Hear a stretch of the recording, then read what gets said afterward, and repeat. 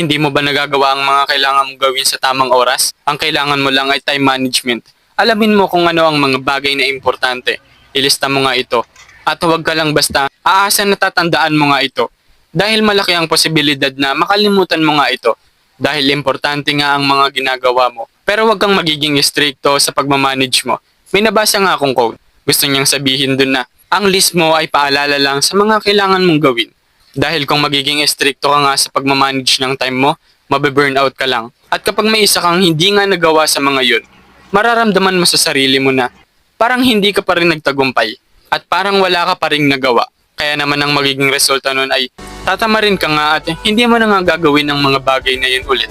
Make a list, not a boss. Siguro yan ang mas magandang tandaan ninyo. Pwede kayong gumawa ng list sa mga notebook ninyo or kaya sa mga whiteboard na nakadikit sa mga kwarto ninyo. Pero kung lagi ninyong gamit yung phone ninyo, mas magandang doon na lamang.